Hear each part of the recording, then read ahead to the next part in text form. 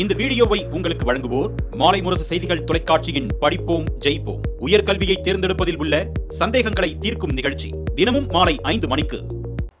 வணக்கம் நேயர்களே, ஒரு செய்தி பல கோணங்கள் நிகழ்ச்சிக்கு உங்களை அன்போடு வரவேற்கின்றோம். இன்று நம்மோடு பொருளாதார நிபுணர் திரு கோபாலகிருஷ்ணன் இணைகிறார். அவரை வரவேற்று நிகழ்ச்சியோடு செல்லலாம். வணக்கம் சார். வணக்கம். நேற்று தினம் 10வது நிதி ஆயோக் நடைபெற்றிருக்கு. அதில் கலந்து கொண்ட நமது தமிழ்நாடு முதலமைச்சர் மாநிலங்களுக்கான இந்த நிதி உரிமை பங்கினை 50% உயர்த்த வேண்டும் என்று மீண்டும் வலியுறுத்தலை செஞ்சுருக்காரு. இதற்கான சாத்தியங்கள் என்னவாக இருக்கும் சார்? இல்லை, பொதுவாக இந்த இப்போ இருக்கக்கூடிய அந்த கரண்ட் ஸ்ட்ரக்சர், அந்த 41% அப்படிங்கிறத அது போன்ற இப்போ இதில் இந்த ஷேரிங் அரேஞ்ச்மெண்ட் எப்படி இது பண்ணுது அப்படின்னா, அதாவது மாநிலங்களுக்கும் கூடுதலான நிதி, அதாவது வரக்கூடிய அந்த ஒட்டுமொத்த வரி வருவாயிலிருந்து ஒரு நல்ல பகிர்வு அப்படிங்கிற இந்த பகிர்வை எடுத்துக்கலாம். மத்திய அரசுக்கு பல கூடுதல் பொறுப்புகள் இருக்குது. அதாவது மாநிலங்களுக்கு ஆட்சி நிர்வாகம் இந்த பொறுப்பு தான். மத்திய அரசுக்கு இப்போது பாதுகாப்புத்துறை, உட்கட்டமைப்பு, அதாவது இன்ஃப்ராஸ்ட்ரக்சர், இது போன்ற கூடுதல் துறைகள் திறம்பட நிர்வாகம் பண்ணோம் அப்படிங்கிறதுனால கூடுதல் வருவாய் அவர்களுக்கு தேவைப்படுது. அது இந்த மத்திய அரசுன்னு இல்லை, பொதுவாகவே அவர்களுக்கு கூடுதல். இப்போ பாகிஸ்தானுடன் நடந்த இந்த ஆப்ரேஷன் அப்படின்னு நம்ம எடுத்து பார்க்கும்போது, நம்ம கடந்த 10-15 ஆண்டுகளாக பாதுகாப்புத்துறைக்கு அதிக நிதி ஒதுக்கீடு செய்து அதற்குண்டான கட்டமைப்பை நம்ம மேம்படுத்தியதுனால தான் நம்ம எளிதாக வெற்றி பெற முடிஞ்சுது. நம்ம அந்த அளவுக்கு அதில் நம்ம செலவினங்கள் செய்யாமல் அதில் பெரிய அளவுக்கு மேம்படுத்தவில்லை அப்படின்னா ஒரு சிக்கலாக இருக்கும்.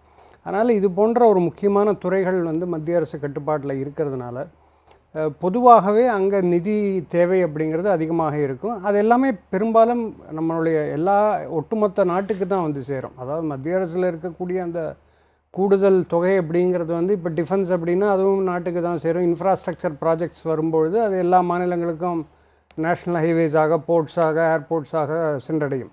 ஸோ அதனால் இந்த டிபேட் அப்படிங்கிறது தொடர்ந்து இருந்து கொண்டு தான் இருக்கும். மாநிலங்கள் பொறுத்தளவில் இன்னும் நிதி நிர்வாகம், நிதி மேலாண்மையில் இன்னும் அடுத்தடுத்த கட்டங்களுக்கு போகணும். இன்னும் பல மாநிலங்கள், இப்போ கர்நாடகாவில் நம்ம எடுத்து பார்க்கும்போது அவங்களுக்கு நிதி மேலாண்மை அப்படிங்கிறது எல்லாமே போயிடுச்சுங்க. அவர்களால் கொடுத்த வாக்குறுதிகளை நிறைவேற்ற முடியல, அதற்கு உண்டான நிதியை அவர்களால் பெற முடியவில்லை. அதனால் என்ன ஆகுதுன்னா அடிப்படை விஷயங்களுக்கு செலவு செய்ய முடியல. ஸோ இது அந்த ஒரு நீங்கள் சொல்கிற மாதிரி வரும்பொழுது இப்போ இருக்க நிதி ஆயோக்கை விட ஏற்கனவே இந்த நம்மளுடைய திட்டக்குழு இருக்கும்பொழுது 5 வருடங்களுக்கான ஒரு திட்டக்குழு நம்ம இருக்கும்போது அதை ரிசர்ச் பண்ணாங்க. அதற்கான என்னென்ன செய்யணும், எந்த மாநிலங்களுக்கு அதிகமாக கொடுக்கணும் அப்படின்றது இருந்தது. நிதி ஆயோக் பிறகாக மாநிலங்களுக்கான இந்த நிதி பகிர்வை பற்றி பேசுறது இல்லை அப்படின்றது ஒரு முக்கியமான ஒரு விஷயமா பார்க்கப்படுது இல்லையா? இல்லை, பிளானிங் கமிஷனில் நிறைய சிக்கல்கள் இருந்தது. கடந்த அதாவது 50-60 ஆண்டுகளாகவே பிளானிங் கமிஷனில் சிக்கல்கள் இருந்தது. மாநிலங்களுக்கு கிடைக்க வேண்டிய, அதாவது ஒரு சயின்டிஃபிக் ப்ராசஸ் இருக்கலை. இப்போ நிதி ஆயோக்கில் ஆய்வுக் கூட்டங்கள், இப்போ நேற்று நடந்த கலந்தாய்வு கூட்டம் நடந்தது, வருடாவரணம் நடந்து கொண்டிருக்கு. மாநிலங்களுடைய வியூஸ் கேட்கப்படுகிறது. எந்த அளவுக்கு அது கிடைக்கும், அது நிறைவேற்றப்படுமாங்கிறது அடுத்த கேள்வி. அட்லீஸ்ட் அந்த டிஸ்கஷன் நடந்து கொண்டிருக்கும். மாநிலங்களுடைய வியூஸ் அங்கே வருது. பிளானிங் கமிஷன் பொறுத்தளவில் அந்த சிஸ்டம் இருக்கலை. ஒரு டாப் டவுன் அப்ரோச், அதாவது மேலிருந்து வரக்கூடிய ஃபண்ட்ஸ் கீழே வரும், அதற்கு மேலே அவர்களால் பெற முடியாது அப்படிங்கிற நடைமுறை சிக்கல்கள் பிளானிங் கமிஷனில் இருந்தது. அது மோர் ஆஃப் சோஷியலிஸ்ட் எக்கானமி, அதாவது சோஷியலிச பொருளாதாரத்துக்கு ஏற்ற ஒரு கட்டமைப்பாக இருந்தது. பட் நம்ம அடுத்த கட்ட நகர்வுக்கு இப்போ இருக்கக்கூடிய ஜிடிபி 7-8% இருக்கோம். நம்ம 8-10% போகணும் அப்படின்னா இது போன்ற, அதாவது நம்ம புரிந்து கொள்ள வேண்டியது மாநிலங்களுடைய கூட்டு வளர்ச்சி தான் இந்தியாவுடைய ஒட்டுமொத்த பொருளாதார வளர்ச்சி. அதாவது இந்தியன் ஜிடிபி அப்படிங்கிறது டோட்டல் ஆஃப் ஸ்டேட்ஸ் ஜிடிபி தான், மாநிலங்களுடைய வளர்ச்சி தான். அதனால் மாநிலங்கள் வளர்வது அப்படிங்கிறது ரொம்ப முக்கியம். அதனுடைய பாதையை நோக்கி தான் அந்த நிதி ஆயோக் அப்படிங்கிற அமைப்பு உருவாக்கப்பட்டு அந்த அடிப்படையில் தான் கொண்டு வரப்பட்டது. நிறைய ப்ராப்ளம்ஸ் பிளானிங் கமிஷன் காலகட்டங்களில் இருந்ததை நம்ம பார்த்தோம். முக்கியமாக நான் சொல்கிறது பொருளாதார ரீதியாக, அரசியல் ரீதியாக வேறு கட்சிகள் ஆட்சியில் இருக்கும், அது வேறு தளம். பொருளாதார தளத்தில் பார்க்கும்போது பிளானிங் கமிஷனில் நிறைய சிக்கல்கள் இருந்தது. அது ஒரு பியூரோக்ராட்டிக் சிஸ்டமாக தான் பார்க்கப்பட்டதே தவிர ஒரு கன்சென்சஸ் பில்டிங் பாடியாக இருக்கலை. ஏற்கனவே பார்த்திங்கன்னா நவம்பர் மாதம் பனகாரியா தலைமையில் இங்கே தமிழ்நாட்டில் ஒரு நம்ம நிதி ஆயோக் கூட்டம் நடத்தும் பொழுதும் முதலமைச்சர் இதே ஒரு வலியுறுத்தல் தான் கொடுத்தாரு. 50% உயர்த்த வேண்டும் அப்படின்னு சொல்லியிருந்தாங்க. ஏற்கனவே இருக்கக்கூடிய இந்த 41%பார்த்திங்கன்னா எங்களுக்கு கொடுக்கக்கூடியது 33% கிட்ட தான் வருது அப்படின்னாங்க. இந்த ஒரு நிலையில் வந்து பார்த்திங்கன்னா மார்ச் மாதத்தில் வந்து மத்திய அரசு வந்து ஒரு அறிக்கை வந்து நிதி ஆயோக் கொடுக்குறாங்க. 41லேருந்து 40 குறைக்கணும் அப்படின்னு ஒரு அறிக்கை வந்து அவங்க கொடுக்குறாங்க. ஸோ இப்படி இருக்கக்கூடிய சூழலில் இந்த 50% மாநில உரிமை பகிர்வு வந்து சாத்தியமாகுமா? அதாவது நம்ம இருக்கக்கூடிய வரி வருவாய் அப்படிங்கிறது ஒரு லிமிட்டட் தான். அதாவது இப்போ ஜிஎஸ்டியுடைய கலெக்ஷன் அப்படிங்கிறது உயர்ந்து கொண்டிருக்கு. நல்ல அதுவே வந்து இப்போ நிறைய கூடுதல் வரி வருவாய். ஏன்னா முன்பு வந்து மாநிலங்கள் அளவில் இருக்கக்கூடிய வரி அமைப்பில் இருக்கும்பொழுது நிறைய லீக்கேஜஸ் இருந்தது. அதாவது வரக்கூடிய வரி வருவாய் வராமல் இருந்தது. நிறைய இடத்துல லீக்ஸ் இருந்தது. அது சரியான முறையில் வசூலிக்கப்படவில்லை. அந்த அமைப்பு மாற்றப்பட்டு ஜிஎஸ்டி வந்ததுக்கு பிறகு அந்த கலெக்ஷன் அப்படிங்கிறது நாட்டிற்கு தேவையான அந்த வரி வருவாய், மாநிலங்களுக்கு தேவையான வரி வருவாய் அப்படிங்கிறது இப்போ முழுவதும் வந்து கொண்டிருக்கு. அதனால் அந்த அடிப்படையில் பார்க்கும்போது ஜிஎஸ்டி எல்லாம் வளர்ந்து கொண்டிருந்தாலும் நம்மளுடைய நம்ம வந்து ஒரு வளரக்கூடிய ஒரு பொருளாதாரத்தில் இருக்கோம். வேறு எந்த நாடுமே வந்து 7-8% அப்படிங்கிறது எதிர்பார்க்க முடியாது. மேற்கத்திய நாடுகள்லாம் 2-3% தான். சைனாவுடைய பொருளாதார வளர்ச்சி கூட குறைந்து கொண்டிருக்கு. பல நாடுகளில் வந்து தேக்க நிலையில் இருக்குது, பொருளாதார தேக்க நிலையில் இருக்குது. நம்மளுடைய வளர்ச்சி தான் ஒரு வளர்ந்து கொண்டு இருக்கக்கூடிய சூழலில் இருக்குது. அடுத்த கட்ட நகர்வுகள் நான் சொன்ன மாதிரி 7-8% இருக்கும். 6.5-7% இருந்து கொண்டிருக்கு. 8-10% போகணும் அப்படிங்கிற போது தான் அந்த 2047 அந்த இலக்கு அப்படிங்கிறது நம்மளால் அச்சீவ் பண்ண முடியும். அது மட்டும் இல்லை, மாநிலங்களுக்கும் அந்த இலக்கு. இப்போ தமிழ்நாடுக்கு $1 ட்ரில்லியன் பொருளாதாரம் இலக்கு இருக்குது. ஸோ இதெல்லாமே வளர்ச்சி திட்டங்களுக்கு அதிகமாக செலவு பண்ணும்பொழுது தான் அந்த மாநிலங்களுக்கு வளர்ச்சி சென்றடையும். அதனால் இப்போ இருக்கக்கூடிய அந்த நிதி அந்த பூல், டேக்ஸ் பூல் நம்ம எடுத்து நம்ம பார்க்கும்பொழுது இப்போ இந்த நிலை தான் இருந்து கொண்டிருக்கு.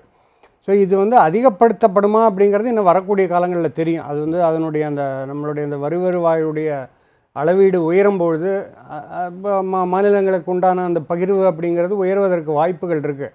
பட் இப்போ இருக்கக்கூடிய சுச்சுவேஷனில் நம்ம பார்க்கும்பொழுது அந்த வரிப்பகிர்வு அப்படிங்கிறது இதே நிலையில் இருக்கிறதுக்கான சாத்தியக்கூறுகள்லாம் அதிகமாக காணப்படுகிறது.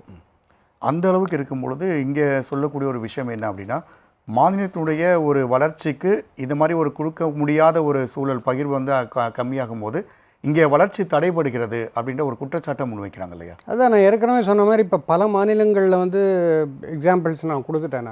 அதாவது இன்னும் இந்த நிதி மேலாண்மை அப்படிங்கிறது முழுவதும் வரலை. அதாவது வளர்ச்சி ஓரியன்ட். இப்போது கர்நாடகா ஒரு எக்ஸாம்பிள். அடிக்கடி நான் சொல்வது அப்படிங்கிறது, நம்ம அரசியல் தவிர்த்து விட்டு அந்த மாநில பொருளாதாரம் நம்ம பார்க்கும்பொழுது அவர்களுக்கு கொடுக்கப்பட்டுள்ள இந்த வாக்குறுதியால் வருடத்துக்கு கிட்டத்தட்ட 60,000 கோடி அவர்களுக்கு தேவைப்படுது. அந்த வாக்குறுதிகளுக்கு அவங்களால முடியல. அதாவது அந்த வாக்குறுதிகளை அவங்க செயல்படுத்த முடியல. அதற்குண்டான நிதி ஆதாரம் இல்லை. அதனால் என்ன ஆகுது அப்படின்னா வளர்ச்சி திட்டங்கள் பாதிக்கப்படுகிறது. இப்போ பெங்களூரில் பார்த்தோம், நம்ம மிகப்பெரிய மழை வெள்ளம் ஏற்பட்டு அங்கே உட்கட்டமைப்பு அப்படிங்கிறது மேம்படுத்தப்பட முடியவில்லை. ஸோ அதனால் என்ன ஆகுதுன்னா பல மாநிலங்களில் இன்றும் அந்த நிதி மேலாண்மை அப்படிங்கிறது ஒரு சிக்கலாக தான் இருக்குது. தேர்தல் அரசியல் சார்ந்த நிதி மேலாண்மையில் தான் இருக்குது. அந்த அடிப்படையில் பார்க்கும்போது சில துறைகள் இப்போ உட்கட்டமைப்பு அப்படிங்கிறது மத்திய அரசு நடைமுறைப்படுத்தக்கூடிய திட்டங்கள். இப்போ ஏர்போர்ட்டாக இருக்கட்டும், நேஷ்னல் ஹைவேஸ் எல்லாம் வரும்போது அது மாநிலங்களுக்கு தான் அது சென்றடையும். அந்த பெனிஃபிட்ஸ் அப்படிங்கிறது நேரடியாக இப்போ நம்மளுடைய தமிழ்நாட்டுக்கு முதலீட்டு சூழல் எப்படி வந்திருக்கு அப்படின்னா, அங்கே இன்ஃப்ராஸ்ட்ரக்சர் பர்ஃபெக்டாக இருக்குது. அதாவது ஃபேக்ட்ரியிலேருந்து போர்ட்டுக்கு அவங்களால குட்ஸை வந்து ஏற்றி செல்ல முடியும். அதற்கு உண்டான சாலை வசதிகள் இருக்குது. அதற்கு உண்டான படித்த இளைஞர்களுடைய அந்த படை இருக்குது. இது எல்லாமே இருக்கிறதுனால தான் முதலீடுகள் வருது. அதனால் இது வந்து அதிக பங்களிப்பு அப்படிங்கிறது டெவலப்மெண்ட் பொறுத்தளவில், வளர்ச்சி திட்டங்கள் பொறுத்தளவில் மத்திய அரசுக்கு அதிக பொறுப்பு இருக்குது. அது மாநிலங்களுக்கு தான் சென்றடையும். அது எந்த மாநிலத்திற்கு எந்த காலகட்டத்திற்கு போகும் அப்படிங்கிறது அடுத்த விஷயம். பட் வந்து மாநிலங்களுக்கு அந்த வளர்ச்சி திட்டங்களுக்கு கட்டாயம் அது வந்து நிதி ஆதாரம் அப்படிங்கிறது மத்திய அரசுக்கு அதிகமாக இருக்கும். பட் வரக்கூடிய ஆண்டுகளில் வந்து அந்த நிதி பகிர்வு அப்படிங்கிறது மாறுவதற்கான சாத்தியக்கூறுகள் இருக்குது. ஏன்னா நிதி மேலாண்மை இப்போ வந்து இந்த ஃபிஸ்கல் டெபிசிட் எல்லாம் வந்து கண்ட்ரோலில் தான் இருக்குது, பல மாநிலங்களில் இருக்குது. அந்த நிதி மேலாண்மை உயரும்பொழுது பல விஷயங்கள் வந்து மாநிலங்களுக்கு வருவதற்கான சாத்தியக்கூறுகள் இருக்குது. நம்ம ஏற்கனவே ஒரு தடவை கூட இதை பற்றி நம்ம பேசியிருக்கோம். அதாவது வளர்ச்சி திட்டங்கள் அப்படின்னு சொல்லி போகும்போது இன்றைக்கி ஒரு மும்பைக்கு இருக்கக்கூடிய ஒரு அவங்களுடைய பங்களிப்புக்கு ஏற்ற அளவுக்கு அங்கே இருக்கா அப்படின்னு கேட்டால் அங்கே இல்லை. அதே மாதிரி இங்கே உத்தரப்பிரதேசத்தில் அவங்க கொடுக்கறதை விட அதிகமாக கொடுக்கப்படுகிறது. இப்படி பல குற்றச்சாட்டுகளையும் வந்து நம்ம பார்த்துட்டு இருந்தோம் இல்லையா? ஸோ இப்படி இருக்க ஒரு சூழலில் இந்த நிதி பகிர்வை ஏற்ற முடியாது அப்படின்னு ஒரு குறிப்பிட்டு இன்றைக்கி 41லேருந்து 40 குறைப்பதற்கான ஒரு வாய்ப்புகளும் இருந்தால் அது மாநில அரசுக்கு ஒரு பெரிய பாதிப்பை ஏற்படுத்த முடியா? தமிழ்நாடுன்னு மட்டும் இல்லை, பொதுவாகவே மாநிலங்களுக்கு பாதிப்பு இருக்க முடியும். இல்லை, அதான் இது வந்து இப்போது நம்மளுடைய வளர்ச்சி அப்படிங்கிறது ஒரு கடந்த 10 ஆண்டுகளுக்கு முன்னாடியெல்லாம் பார்த்தா ஒரு 4-5 மாநிலங்கள் தான் அந்த வளர்ச்சி பட்டியலில் இருக்கும். தமிழ்நாடு இருக்கும், கர்நாடகா, மகாராஷ்டிரா, குஜராத், இது போன்ற ஒரு 4-5 மாநிலங்கள். பட் நம்மளுக்கு அடுத்த கட்ட வளர்ச்சியை நோக்கி நம்ம போகணும். அதாவது பொருளாதாரம், இந்திய பொருளாதாரம் ஒட்டுமொத்தமாக அடுத்த 8-10% போகணும் அப்படின்னா வளர்ச்சி அடையாத மாநிலங்கள் இல்லை வளர்ச்சியை பார்க்காத மாநிலங்கள் வளர்ந்தால்தான் அந்த வளர்ச்சிங்கிறது ஸ்ப்ரெட் அவுட் ஆகும். எல்லா மாநிலங்களுடைய பங்களிப்பு அதிகரிக்கும் பொழுது தான் நம்மளுக்கு ஒட்டுமொத்த வளர்ச்சி அப்படிங்கிறது ஏற்படும். இப்போ வந்து 28 மாநிலங்கள், 8 யூனியன் பிரதேசங்கள்னு எடுத்து பார்க்கும்பொழுது ஒரு 5-6-7-8 மாநிலங்கள் தான் முன்னணியில் எப்போவுமே இருந்து கொண்டிருக்கும். ஒரு வகுப்பறை அப்படின்னு அதை எக்ஸாம்பிளாக எடுத்துக்கொண்டால் ஒரு 7-8 மாணவர்கள் தான் அதில் முன்னணியிலே இருப்பாங்க. பின்தங்கி இருக்கக்கூடிய அந்த 35-36வது மாணவர்களெல்லாம் முன்னுக்கு கொண்டு வந்தாலும் அந்த ஒட்டுமொத்த வகுப்பும் வந்து அந்த ரிசல்ட்ஸ் அப்படிங்கிறது கிடைக்கும். அந்த அடிப்படையில் தான் இந்த நித்தி ஆயோகா இருக்கட்டும், பிளானிங் கமிஷனுடைய ஒரிஜினல் ஐடியாவும் அதுதான். அதாவது வளர்ச்சி அப்படிங்கிறது பரந்துபட்ட வளர்ச்சி, எல்லோருக்கும் மக்களுக்கு எல்லோருக்கும் சென்றடைய வேண்டும். அதே நேரத்தில் மாநிலங்கள், எல்லா மாநிலங்களும் அந்த வளர்ச்சி பாதைக்கு வர வேண்டும். இல்லை, அப்படி இருக்க நீங்கள் சொல்கிற மாதிரி ஒரு ஸ்கூலுன்னு எடுத்துக்கிட்டோம்னா, ஒரு நல்லா படிக்கிற பையனை நீ ஸ்கூலுக்கே வர வேண்டாம், நான் நல்லா படிக்காத பையனை வச்சு டியூஷன் பண்ணணும் அப்படின்னு சொன்னால் அது எப்படி இருக்கும்? இல்லை, இது அதாவது இந்த நிதி பகிர்வு அப்படிங்கிறது எல்லா மாநிலங்களுக்கும் அதற்கு உண்டான ஃபார்முலாலாம் கிடைக்காம இல்லவே இல்லை. இந்த 41% வந்து கான்ஸ்டிடியூஷனல் ஆப்ளிகேஷன் கொடுத்து தான் ஆகணும். அது நல்லா வளர்ச்சி அடைந்த மாநிலம் உனக்கு குறைவாக கொடுக்குறேமோ 20% கொடுக்குறேன் மீதி அப்படி கிடையாது. இது சில திட்டங்கள், சிறப்பு திட்டங்கள் வேறு மாநிலங்களுக்கு போகும். அந்த 41% வரி பகிர்வு அப்படிங்கிறது வளர்ச்சி இருக்கோ இல்லையோ எல்லா மாநிலங்களுக்கும் கொடுத்து ஆக வேண்டும். அது வந்து அதில் பாகுபாடு எதுவும் பண்ண முடியாது. எங்கே மாற்றங்கள் வரும் அப்படின்னா சிறப்பு திட்டங்கள், ஏர்போர்ட்ஸ் வரக்கூடிய திட்டங்கள், இது போன்ற சிறப்பு திட்டங்கள் வரும்போது சில மாநிலங்களுக்கு முன்னுரிமை கிடைக்கலாம். ஏன்னா இப்போ யூபியில் இல்லை அப்படின்னா அங்கே தான் போகும். இங்கே நிறைய ஏர்போர்ட்ஸ் இருக்குது, இங்கே இருக்கக்கூடிய மெட்ரோ வசதிகள் இருக்குது, மாநிலங்கள் பல மாநிலங்கள் மெட்ரோ இல்லாத மாநிலங்கள் இருக்குது. ஸோ அது போன்ற திட்டங்கள் வந்து வெவ்வேறு மாநிலங்களுக்கு போகுமே தவிர அந்த அடிப்படையான அந்த வரி பகிர்வு அப்படிங்கிறது எல்லா மாநிலங்களுக்கும் வளர்ச்சி இருக்கோ இல்லையோ சென்று அடைந்து தான் தீர வேண்டும். அது கொடுத்து தான் ஆக வேண்டும். அதில் வந்து எந்த விதமான மாற்று கருத்துமே இல்லை. நீங்கள் சொல்கிற மாதிரி ஒரு 41% இப்போதைக்கு கண்டிப்பாக கொடுக்கப்படும் அப்படின்னு சொன்னாலும், இன்றைக்கு வலியுறுத்தப்படக்கூடிய இந்த 50% நோக்கி மத்திய அரசு நகருமா? நகர வாய்ப்புகள் இருக்குது. அதான் இப்போ நான் ஏற்கனவே சொன்ன மாதிரி அந்த வரி பகிர்வு அப்படிங்கிறது வந்து நம்மளுடைய வரி கட்டமைப்பு எப்படி அந்த டேக்ஸ் பூல் அதிகரிக்கும். ஜிஎஸ்டி வந்து கலெக்ஷன் உயர்ந்து கொண்டு தான் இருக்குது. இன்னும் அதிகரிக்கக்கூடிய பட்சத்தில் அது வந்து ஒரு சர்ப்ளஸாக வரும்பொழுது கண்டிப்பாக அது மாநிலங்களுக்கு போகிறது. அதற்கு பல விஷயங்கள் ஏற்படும். ஒன்று வந்து இப்போ டிஃபென்ஸுக்கு அடுத்தது 50,000 கோடி கூடுதலாக ஒதுக்கீடு. இந்த பாகிஸ்தான் ஆப்ரேஷன் சிந்தூருக்கு பிறகு கிட்டத்தட்ட 50,000 கோடி உயர்த்தப்படுவதாக பேச்சுக்கள் இருக்குது. ஸோ அதற்கு நிதி தேவைப்படுது. ஏன்னா நமக்கு வந்து நான் சொன்ன மாதிரி பல துறைகள் வந்து மாநிலங்கள் கையாக ஹேண்டில் பண்ணாத பல துறைகள் வந்து மத்திய அரசு கையில் இருக்குது. அதாவது இன்ஃப்ராஸ்ட்ரக்சர் இருக்குது, இது டிஃபென்ஸ் இருக்குது, இது போன்ற விஷயங்கள்லாம் இருக்குது. இதற்கெல்லாம் கூடுதல் நிதி தேவைப்படும் பொழுது இது வரி வருவாயில்தான் அங்கே செலவிடப்படும். அது ஒரு பக்கம். இரண்டாவது வந்து நிதி மேலாண்மையில் இன்னும் மாநிலங்கள் வந்து அடுத்தடுத்த கட்டத்திற்கு மேலே வர வேண்டும். அதாவது சரியான அவர்களுக்கு உண்டான நிதி ஆதாரத்திலேருந்து திட்டங்கள், சோஷியல் வெல்ஃபேர் திட்டங்களாக இருக்கட்டும் இல்லை வளர்ச்சி திட்டங்கள், இது இரண்டையும் பேலன்ஸ் செய்யக்கூடிய அந்த நிதி மேலாண்மை வரும்பொழுது தான் கூடுதலான நிதி பகிர்வு வரும் அப்படின்னு நம்ம எதிர்பார்க்கலாம். அது வரைக்கும் இது போன்ற ஒரு நிலை நீடித்து கொண்டு தான் இருக்கும். அப்படி இருக்க பட்சத்தில் இன்றைக்கி தமிழ்நாடையும் பீகாரையும் நம்ம பார்க்கும்பொழுது பட்ஜெட்டில் பீகாருக்கு அதிகமாக ஒதுக்கப்பட்டது அப்படின்ற ஒரு விஷயம் சொன்னாங்க. அப்படி இருக்க பட்சத்தில் பீகாரின் நேரம் அவங்களுடைய நிதி மேலாண்மையை உருவாக்கி இருக்கலாம். ஆனால் அங்கு மீண்டும் வந்து மத்திய அரசு கவனம் செலுத்துது அப்படின்னா தமிழ்நாடு போன்ற ஒரு மாநிலங்கள் பாதிக்கப்படும் இல்லையா? இல்லை, அதான் நான் ஏற்கனவே சொன்ன மாதிரி இந்த வகுப்பறை எக்ஸாம்பிள் தான். பல மாநிலங்கள் வந்து ஹிஸ்டாரிக்கல் ரீசன்ஸ், இப்போ தமிழ்நாடுக்கு வந்து ஒரு நீண்ட வளர்ச்சி காலகட்டம் இருந்திருக்கு. மெட்ராஸ் பிரசிடென்சி காலத்துலேருந்தே 100-200 ஆண்டுகளாக இங்கே அப்போவே நிறைய நிறுவனங்கள், ஸ்பென்சர்ஸ் இருந்திருக்கு, பினி அப்போவே இருந்திருக்கு, 19ஆம் நூற்றாண்டுலேயே இருந்திருக்கு. பல மாநிலங்கள் வந்து இருட்டிலேயே இருந்திருக்கு. ஜார்க்கண்ட், பீகார் போன்ற மாநிலங்கள் பார்க்கும்போது அங்கே அந்த கோல் ஃபீல்ட்ஸ், அதாவது அந்த நிலக்கரி சுரங்கங்கள் வந்ததுக்கு பிறகு தான் வெளி உலகத்திற்கு அந்த மாநிலங்கள் வந்திருக்கு. அதாவது ஹிஸ்டாரிக்கல் ரீசன்ஸ் இருந்திருக்கு பல மாநிலங்கள் பின்தங்கி இருப்பதற்காக. அந்த அடிப்படையில் பார்க்கும்போது ஒரு நாட்டினுடைய பட்ஜெட்டாக இருந்தால், ஒரு நாட்டினுடைய பொருளாதாரம் நான் சொன்ன மாதிரி 36 மாநிலங்கள், அதாவது 28 + 8 36 மாநிலங்களுடைய வளர்ச்சியும் அதிகரித்து கொண்டிருந்தால்தான் நம்மளுடைய ஒட்டுமொத்த வளர்ச்சி அதிகரிக்கும். இப்போ பீகாரில் திட்டங்கள் இல்லை, அங்கே ஏர்போர்ட்ஸ் இல்லை, அங்கே வளர்ச்சிக்கான அடித்தளம் இல்லை அப்படின்னா அங்கே கூடுதல் நிதி வழங்குவதில் தவறில்லை.